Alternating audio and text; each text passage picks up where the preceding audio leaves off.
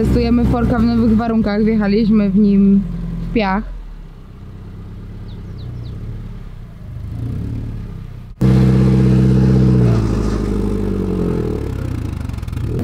Przodem lepiej.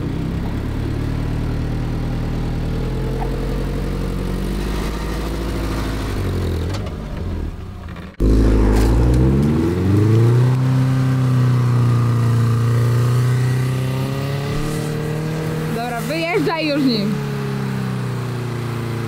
Dawaj, dawaj, dawaj! Utknęliśmy. Forek ugrzązł. Tak? Lekko tak to wygląda.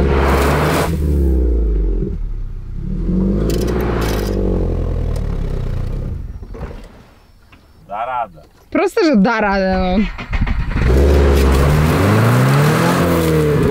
No, prawie. Kurwa. Co czujesz? Spaleniznę.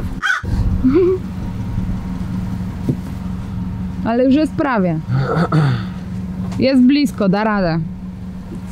To jak nie porusz. Wyjechał!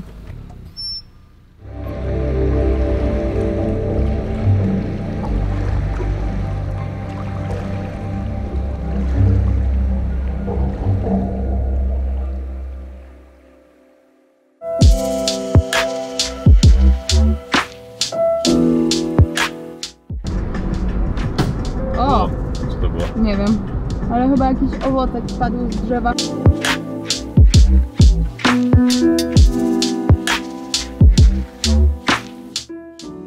Jezioro Prespa oceniamy zdecydowanie na tak. Jest położone na terenie Parku Narodowego Galicica, przez co większa część linii brzegowej nie jest zagospodarowana pod turystów, tylko jest pozostawiona w swojej naturalnej formie. Można obserwować tutaj ptactwo wodne, na przykład pelikany. Kilka z nich widzieliśmy tutaj, natomiast większa ich część jest na terenie jednej, jedynej wyspy należącej do Macedonii, która się nazywa Goleb. Cały klimacik wyjątkowy, które posiada to jezioro, nadają mu góry otaczające z każdej strony. I właśnie wybieramy się na trekking na jedną z tych gór. Nazywa się ona Magaro i ma powyżej 2000 metrów nad poziomem morza, przy czym my już w tym momencie znajdujemy się na wysokości 950 metrów, więc przewyższenia będziemy pokonywać tylko 1050 metrów. Generalnie bardzo się nam tu podoba, no i eksplorujemy sobie. Mamy właśnie taką sytuację, że zatankowaliśmy na full i chcieliśmy zapłacić kartą, Revolutem, ale niestety karta nie działa, więc Oskar pojechał do bankomatu wypłacić kasę, a ja jestem zakładnikiem i tutaj muszę zipić.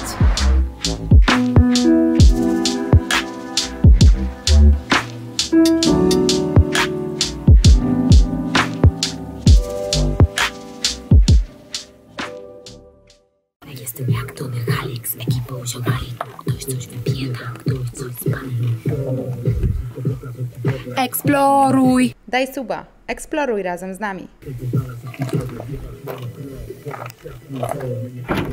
Dojechaliśmy do przełęczy Lipowa-Livada, stąd rozpoczyna się nasz trekking na Magaro Peak.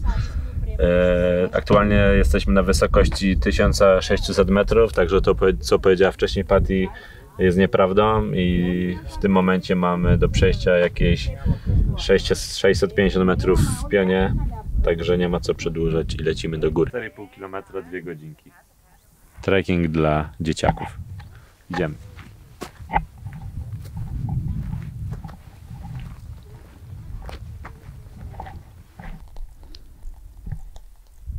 Na moje oko powinniśmy się kierować w tamtą stronę, jak myślisz? Może pomoże nam ta tabliczka? No. Kurde, co robić? Co robić? Iść czy wracać? Wracajmy. Dobra, chodźcie do fury. No idziemy. Żartowniś. Patty, ta huba jest większa niż twoja głowa. Może i tak, ale to nie jest byle jaka huba, bo ta huba jest anteną i nadaje satelitarne sygnały, a być może nawet służy do komunikowania się z kosmitami. Let's check it. Sprawdź, co nadaje. Sprawdź, na jakich częstotliwościach. Słyszę UFO.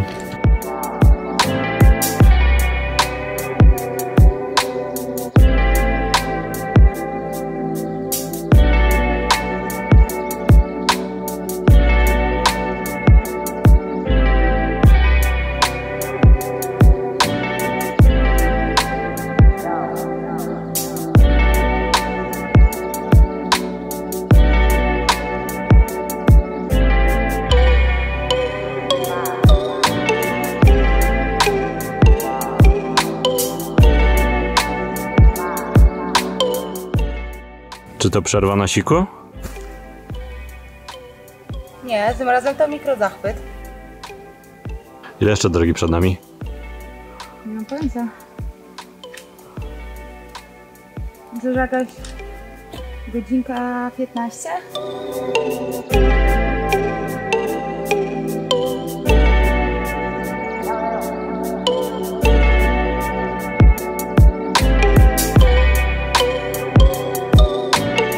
Po drodze na szczyt wypatrzyliśmy sobie miejsce na dzisiejszy nocleg. Siemano, jesteśmy już na szczycie Mangaro. Widoczek stąd jest taki. Po jednej stronie jeziorko Prespa, z nad którego przyjechaliśmy. A po drugiej stronie diamencik macedońskiej natury. Już wam pokażę. Jezioro Ohrid. Sami Macedończycy są bardzo, bardzo dumni z tego miejsca i jeśli kogokolwiek w tym kraju zapytacie, co na pewno w Macedonii trzeba zobaczyć, to obstawiam na 99,9%, że to będzie pierwsze miejsce, o którym wspomną. W związku z tym, że nie mają dostępu do morza, no to jest to dość zrozumiałe i bardzo często spędzają tutaj wakacje. To tyle z ciekawostek, a my sobie teraz będziemy chillować, bo podejście tutaj, jak się okazało, wcale nie było takie łatwe.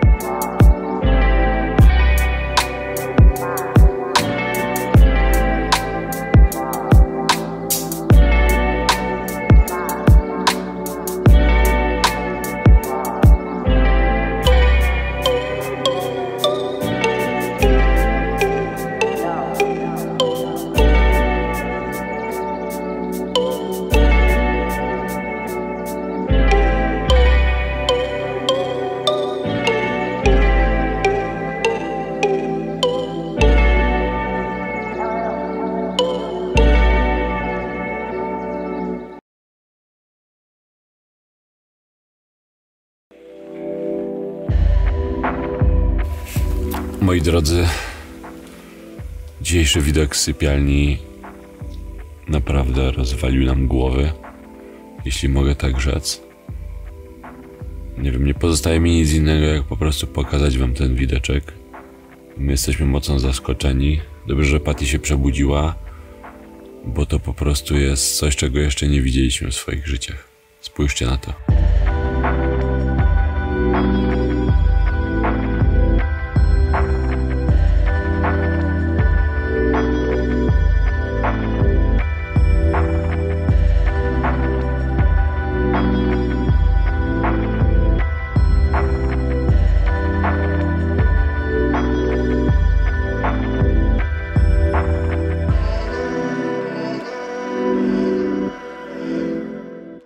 Dzięki temu porankowi po raz kolejny dochodzę do wniosku, że podróż samochodem naprawdę ma sens. Spanie w samochodzie ma sens.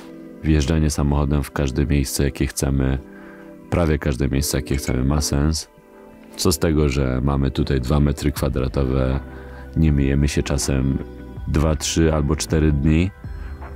Co z tego, że jemy prawie codziennie to samo, żeby zaoszczędzić na jedzeniu w restauracjach, jak możemy budzić się i patrzeć na takie widoki jak ten. Myślę, że ten moment zapamiętamy na długo. Nie sądziłem, że Macedonia pokaże się nam z takiej strony. Jest to naprawdę przepiękny kraj. Teraz mogę stwierdzić, że zróżnicowany pod względem krajobrazowym, w których teraz jesteśmy, naprawdę różnią się od tych, które były na wschodzie kraju. Przed nami dalsza podróż. Jedziemy w jeszcze wyższe partie górskie, zmierzamy powoli w okolice gór Sar. Tam będziemy zatrzymywać się w wioskach górskich i spędzać trochę czasu z góralami. My podróżujemy w osobowym samochodzie, typu kombi, jak to mówią. To jest coś takiego pomiędzy SUV-em a kombi, to Subaru Forester z 97 roku.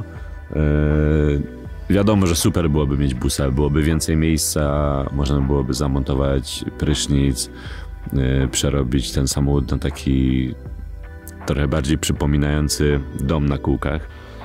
Taką tu mamy dekorację. Nepalskie flagi, Shiva, która przyjechała z Indii, lampeczki, które oświetlają tutaj wieczory w samochodzie. Mamy tutaj przestrzeń z boku na jakieś kosmetyki. O, nawet się cebula znalazła. Proszę bardzo. Apteczka tam jest.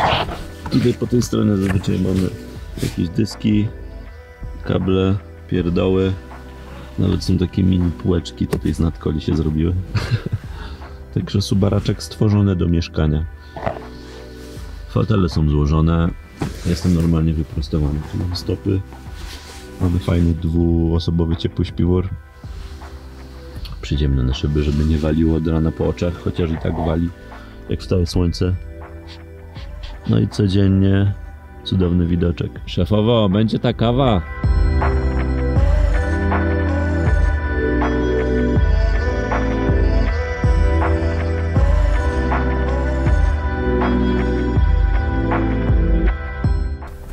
Serwkawka czy stalowa? Sylwester Salon. Take it. Cheers. Oh yeah.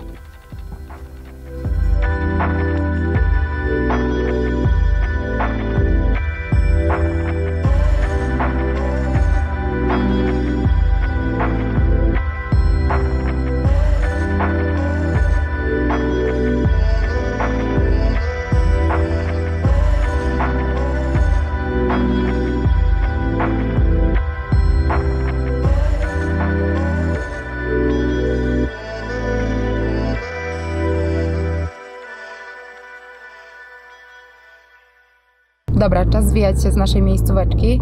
Zjeżdżamy dzisiaj po stronie jeziora Ohrid. Najpierw szukamy miejscówki do wykąpania się, a później będziemy jedli śniadanko. No i chcemy wynająć łódkę, żeby sobie wpłynąć w jeziorko, ale zobaczymy, czy to się uda, ponieważ jest już tutaj poza sezonem. No i takie rzeczy są raczej pozamykane.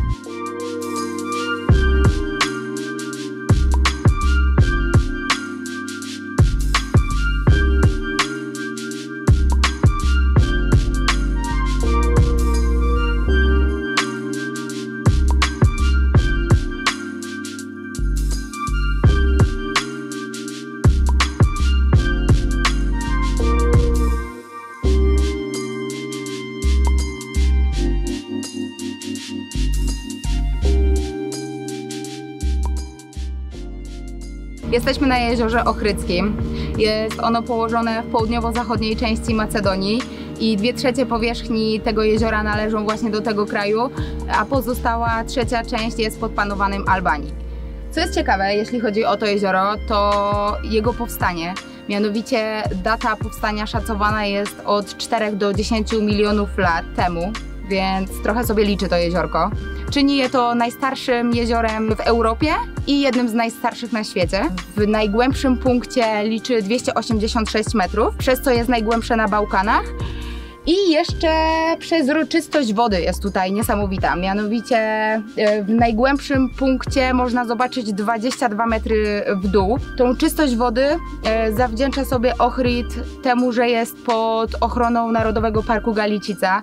Rozmawiałam z lokalesem na brzegu i powiedział mi, że właśnie władze tego parku dbają o to, żeby tutaj żadne zanieczyszczenia nie dostawały się do tej wody. No i dzięki temu ta woda po prostu zostaje czystą. Ale tu czysto. Bo zaraz wskakujemy, co? Fajnie by było, no. Jest mega gorąco ogólnie. Nie spodziewałam się tutaj w Macedonii takich temperatur. Jak wyjeżdżaliśmy, to sprawdzałam temperaturę i miało być po 15 stopni. Nawet trochę się śmiałam z Oskara, że zabrał sobie same ciepłe rzeczy i tylko jedną parę długich spodni, bo ja pozabierałam zimową kurtkę na śnieg, 2 bluzy, bardzo dużo dresów i tylko jedną sukienkę. No ale okazuje się, że się przydała właśnie teraz, więc mam nadzieję, że już jutro będziemy uciekać gdzieś tam w góry, gdzie będę mogła z powrotem chodzić w moich ciepłych ciuszkach. Najbardziej znanym i tym samym najbardziej charakterystycznym miejscem związanym z jeziorem Ochrydzkim jest miasto Ohrid, które zostało utworzone w XIV wieku. Jego stara część jest wpisana na listę UNESCO. Na ogół unikamy takich turystycznych miejsc, ale teraz już jest poza sezonem, więc wybierzemy się tam, żeby zobaczyć, jak to wygląda. A dzisiaj zatrzymujemy się w przeuroczej, maleńkiej miejscowości o nazwie Trypejca.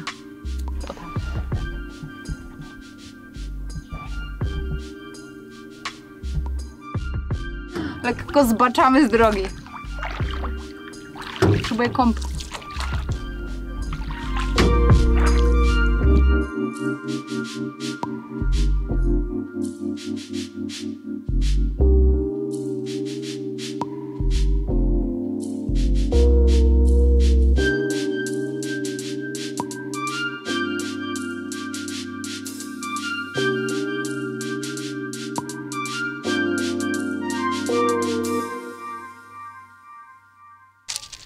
Ogólnie to teraz jest tutaj mega spokojnie. W trakcie sezonu liczba turystów dochodzi do 4000, więc jak na taką małą wioskę, to wyobrażam sobie, że muszą panować tutaj dzikie tłumy.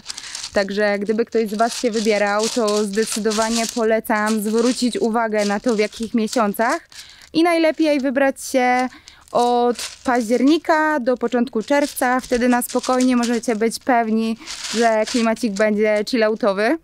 Co jest jeszcze fajne w tym miejscu, to otaczającego góry. Można zróżnicować sobie ten wypoczynek i udać się na jakiś trekking. Cześć, fajnie, że przyszliście.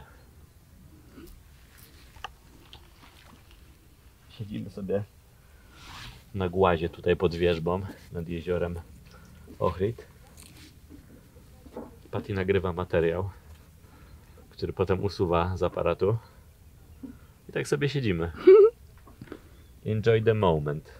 No tak, rzeczywiście usunął mi się niechcący jeden klip, więc muszę teraz nagrać jeszcze raz to samo, co powiedziałam wcześniej w mieście. Trpajca liczy około 250 mieszkańców i 100 domostw, z czego 90% podczas sezonu wakacyjnego zamienia się w guesthouse'y, także zdecydowanie wioseczka stoi turystyką. Jeśli chodzi o rozwój, to lokalni ludzie powiedzieli nam, że jest dosyć ciężko ze względu na to, że wioska jest położona na terenie Narodowego Parku Galicica i żeby móc tutaj coś wybudować, trzeba dostać aż 3 pozwolenia. Pierwsze z nich to właśnie od Narodowego Parku, drugie z samorządu ochrydzkiego i trzecie najwyższej instancji z rządu macedońskiego. Więc nawet jeśli ma się tutaj ziemię, albo taką ziemię się tanio kupi, no to jeszcze pozostaje długa droga do tego, żeby móc jakiś turystyczny biznes tutaj otwierać. Generalnie to my się totalnie nie spodziewaliśmy, że tutaj będzie tak fajnie. Chcieliśmy ominąć jezioro ochrydzkie, bo było nam nie po drodze, ale plany się pozmieniały, jednak było po drodze i w sumie tylko dlatego tutaj wylądowaliśmy. No i całe szczęście, że tutaj wylądowaliśmy, bo naprawdę jest mistrzowsko. Musicie przyjechać i sprawdzić to sami, bez kitu. Tak, wstyd by nam było, gdybyśmy tu nie przyjechali. Spójrzcie na to.